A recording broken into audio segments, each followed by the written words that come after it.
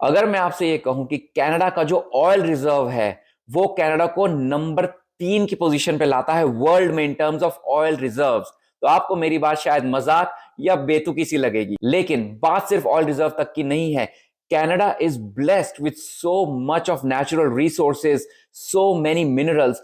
For example, fresh water में number 1, potash में number 1, निकल में नंबर 2 इन द वर्ल्ड, और ना जाने कितने मिनरल्स और नेचुरल गैसेस एंड रिसोर्सेज से कुदरत ने कनाडा को नवाजा है। Canada has everything to become an economic power house in the world, लेकिन फिर भी यहां रहने वालों को हमेशा बड़ी गरीबों वाली फीलिंग आती है। यहां रहने वाले लोग कितनी भी मेहनत कर लें, कितना भी पैसा कमा रहे हैं, हमेशा ऐसा लगता है कि यार कुछ कमी है, पैसा पूरा ही नहीं पड़ रहा, महंगाई बढ़ती ही जा रही है और देश में कोई डेवलपमेंट हो ही नहीं रही है। तो इस वीडियो में आइए देखते हैं कि कनाडा के पास सब कुछ होते हुए भी वो एक पिछड़ा हुआ देश क्यों फील होता है। Hello guys, welcome back to my channel. और अगर आप पहली बार मेरे वीडियो पे गलती से आ गए हैं तो यार वो सब्सक्राइब कर दो, घंटी बंटी बजा दो, ताकि अगला वीडियो आपसे मिस ना हो। और अगर आपको वीडियो पसंद नहीं भी आया तो यकीनन आपको मेरी ये फनी कनाडा के बारे में शॉर्ट्स वगैरह तो पसंद आ ही जाएंगे। चलो थोड़ा सा कर दो, ठीक है। हाँ जी, अब आगे बढ़ते हैं और बात करते हैं कि यार कनाडा के पास सब कुछ है, उसके बावजूद भी यहां पे रहना पिछड़ा हुआ क्यों लगता है, यहां पे रहना ऐसा क्यों लगता है कि आप फर्स्ट वर्ल्ड कंट्री में हो भी लेकिन नहीं भी। यार देखो, कनाडा अभी जिस स्टेज पे है उससे बहुत आगे हो सकता है, ये सबको पता है, यहाँ के पॉलिटिशियंस को पता है, इंडस्ट्रियलिस्ट को पता है, गवर्नमेंट को पता है, सब कोई सब कुछ जानता है। लेकिन कुछ फैक्टर्स ऐसे हैं जो रोकते हैं इस प्रोग्रेस को। शायद जानबूझ के ये सब किया जाता है, मुझे नहीं पता, I don't want to comment on that. लेकिन कनाडा का पोटेंशियल बहुत ज्यादा है, बट ये अपने पोटेंशियल को आई वुड से 10% भी नहीं यूटिलाइज कर रहे हैं। और यार इसके बहुत सारे रीजंस हैं, इस वीडियो में हम थोड़े थोड़े करके बात करते हैं उन कुछ रीजंस के बारे में। बहुत बड़ा रीजन जो मुझे लगता है वो है ओलिगोपोली। देखो, ओलिगोपोली क्या होती है हमें समझना पड़ेगा। जब कुछ कंपनीज सारी इकोनॉमी को कंट्रोल करने की कोशिश करती हैं अपने अपने सेक्टर में, तो उसको हम कहते हैं ओलिगोपोली। आपको ऐसा भ्रम, ऐसा धोखा, ऐसा लगता है कि कनाडा में बहुत सारी कंपनीज हैं, बहुत सारा कंपटीशन है, लेकिन जब आप उसको माइक्रोस्कोपिक लेंस से देखोगे तो बाबू आपको साफ समझ में आ जाएगा कि कुछ ही ग्रुप्स हैं जो सब कुछ कंट्रोल कर रहे हैं इकोनॉमी के अंदर।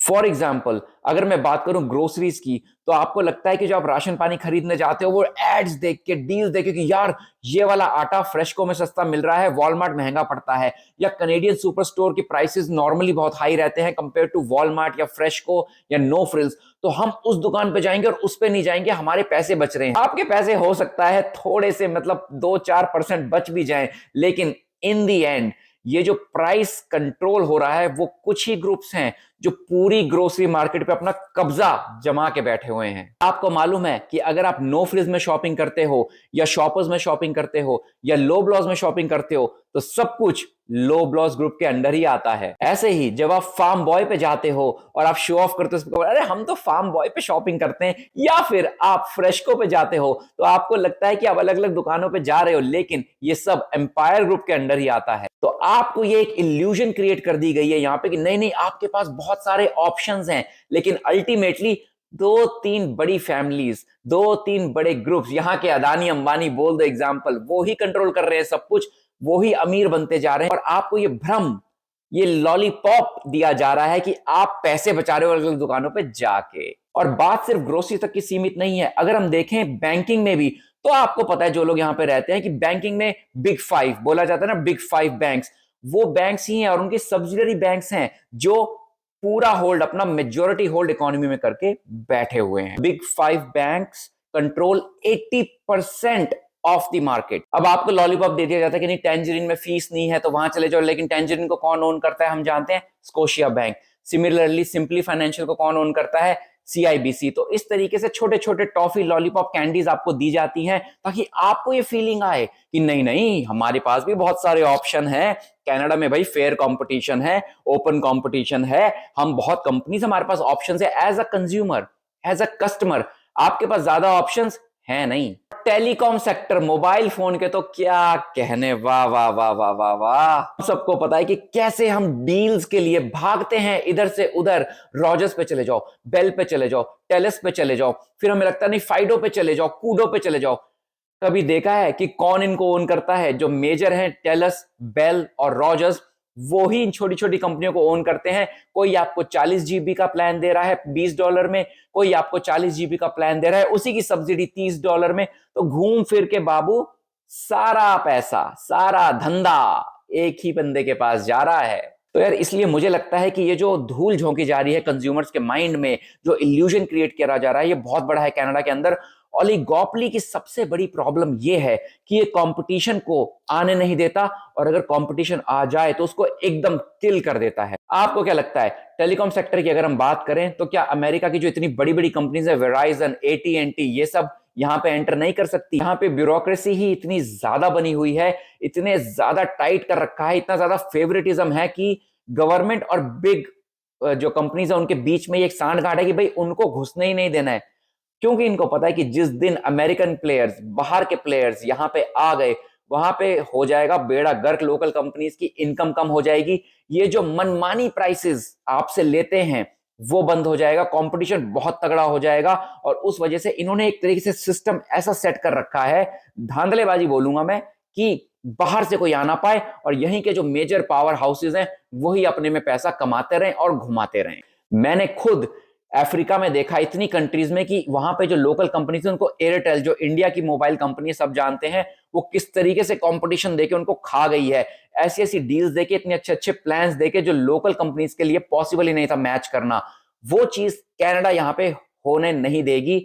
और इसी वजह से हम लोग यहाँ पे ज्यादा कीमतें दे रहे हैं। फॉर एग्जाम्पल, अगर मैं कनाडा और ऑस्ट्रेलिया को कंपेयर करूं तो जिस मोबाइल फोन या होम इंटरनेट प्लान के हम यहाँ पे $80 से $90 देते हैं, वही ऑस्ट्रेलिया के अंदर मैंने पता किया रफली $60 से $70 है। और अमेरिका की तो हम बात ही नहीं करेंगे क्योंकि वो अलग ही बॉल गेम है, उनसे हम कंपेयर कर ही नहीं सकते। उनकी लिविंग कॉस्ट, उनकी फैसिलिटीज में और हमारी में जमीन आसमान का फर्क है बाबू, ये सब जानते हैं।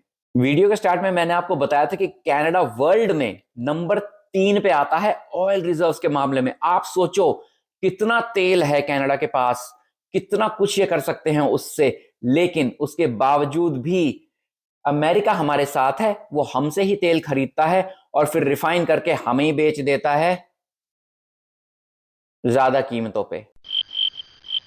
तो ऐसा यार हो क्यों रहा है? ऐसा इसलिए हो रहा है क्योंकि यहाँ पे ऑयल रिफाइनरीज नहीं लगी हुई हैं ज्यादा, और सबको पता है लग सकती हैं, लेकिन उसके पीछे बहुत सारे पॉलिटिकल, कल्चरल रीजंस हैं जो ये होने नहीं देते हैं। वरना कनाडा चाहे तो अगर यहाँ पे ऑयल रिफाइनरीज लग जाएं तो अपना तेल खुद रिफाइन करके, मैन्युफैक्चर करके विद इन कनाडा अगर हमें बेचा जाएगा, तो आई थिंक हमारा कनाडा में जो पेट्रोल वगैरह का रेट है वो सऊदी अरब नहीं तो एटलीस्ट दुबई जितना तो हो ही सकता है। लेकिन ये कुछ नहीं होने देंगे। आप सोचो, एक बार इमेजिन करो, तेल हमारा, निकाल कौन रहा है जमीन से? हम। उसको फिर हम किसको बेच रहे हैं? अमेरिका को। अमेरिका क्या कर रहा है? वो उसको रिफाइन करके, रेडी करके वापस हमको बेच रहा है ज्यादा कीमतों पे।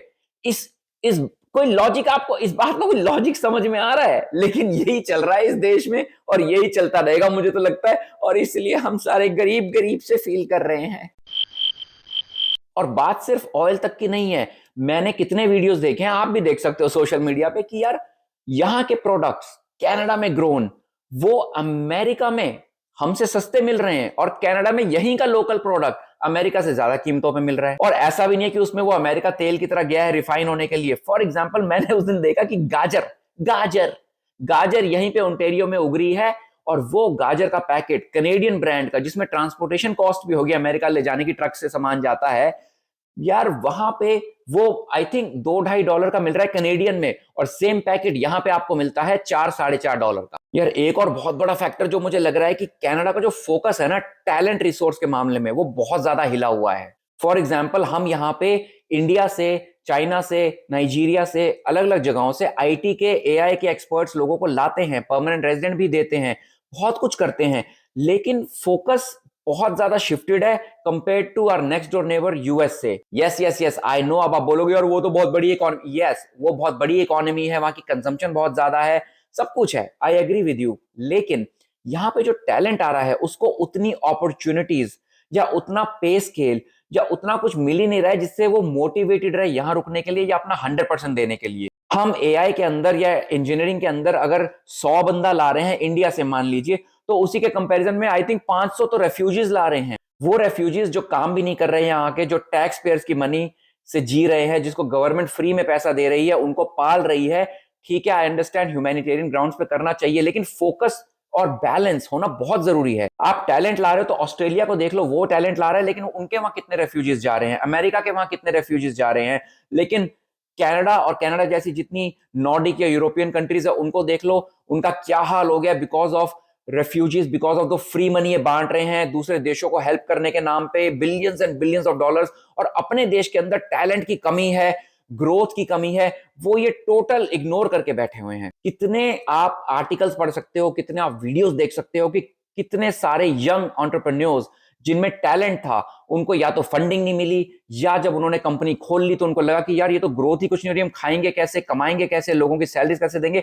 Most of them move to USA या फिर किसी और कंट्री में। तो इसकी वजह से भी यार मुझे लगता है कि यहाँ पे ग्रोथ बहुत कम है, और ये कंट्री जो है वो बहुत ही स्लो, एकदम कछुए की चाल पे बढ़ रही है, जो कि बहुत डेंजरस है हमारे लिए, और खासकर हमारे आने वाले जनरेशन, हमारे बच्चों के लिए। मैं बिना कोई कंपैरिजन करे किसी भी देश से सिर्फ आपको यह बता दूं कि कनाडा की जो जीडीपी ग्रोथ है प्रेडिक्टेड, वो 2026 में शायद 1 या 1.5% है, और 2027 में भी करीबन 1 या 1.5% ही है। तो आप यार खुद देख सकते हो कि कनाडा किस तरफ जा रहा है ग्रोथ के मामले में, इकोनॉमी के मामले में, टैलेंट रिसोर्स के मामले में। और दुख की बात यह है कि यहां पे सब कुछ है, इतना कुछ है यहां पे कि ये चाहे तो नंबर 1 बन सकते हैं वर्ल्ड में, चाहे तो ये पता नहीं क्या नहीं कर सकते, लेकिन शायद नियत ही नहीं है यार। इन्हीं सब रीजंस की वजह से मुझे लगता है कि इतनी मेहनत जो हम लोग यहाँ पे करते हैं, चाहे हमारी सैलरी भी बढ़ जाए, जो कि नॉर्मली 2 से 3% ही बढ़ती है हर साल, तो यहाँ पे इन्फ्लेशन ही उतनी बढ़ जाती है। अभी रिसेंटली ये मैंने डेटा कहीं पे देखा था कि यहाँ पे फूड प्राइसेस जो है पिछले साल के मुकाबले 7.3% बढ़ी हैं। और ऑन एन एवरेज किसी से अगर आप रास्ते में रोक के पूछोगे भाई तेरी सैलरी कितनी बढ़ी है, तो वो बंदा बोलेगा आपको 2 या 3%। तो आप खुद सोचो कि जो बड़ा है वो पॉजिटिव में है कि नेगेटिव में है। समझ नहीं आ रहा देश किस तरफ जा रहा है। बस हम यही उम्मीद कर सकते हैं कि देश बढ़ेगा, पॉलिसीज चेंज होंगी, और जो सब हमने मुद्दे इस वीडियो में डिस्कस करे हैं, आई मीन सबको दिख रहा है, उस पे गवर्नमेंट काम करेगी। आपको क्या लगता है ये वीडियो देखने के बाद, क्या आपने कभी ये चीज कनाडा में रहते हुए फील करी है? और आपको क्या लगता है कि क्या सोल्यूशन हो सकता है कनाडा को नंबर 1, नंबर 2, नंबर 3 कंट्री बनाने में? इकोनॉमिकली मैं बात कर रहा हूं, क्या वो सब चेंजेस ला सकते हैं हम इस देश में, जिसकी वजह से सब कुछ होते हुए भी सर्वगुण संपन्न मेरा कनाडा फिर भी आगे नहीं बढ़ पा रहा है? और कैसे बढ़ेगा? तो यार जाने से पहले भूले नहीं ना कि इंस्टाग्राम और टिकटॉक पे भी भाई को फॉलो करना है, आलसी आत्मा के नाम से। और I am a license realtor in Ontario. तो अगर आपका टोरंटो जीटीए में आप आने वाले हो, आते हो, रहते हो, यहां रह रहे हो बहुत सालों से, आपका कोई भी सवाल है प्रॉपर्टी लीज से रिलेटेड, खरीदने से रिलेटेड, बेचने से related, please feel free to reach out to me, और मैं पूरी कोशिश करूंगा आपकी एक नो ऑब्लिगेशन ऑनेस्टी से हेल्प करने की। तो इसी उम्मीद के साथ कि कनाडा नई ऊंचाइयों को छुएगा, कनाडा में हमारे बच्चे फलेंगे फूलेंगे और बहुत सक्सेसफुल होंगे, और ये कंट्री एक दिन नंबर 1 बन ही जाएगी। Welcome to Canada.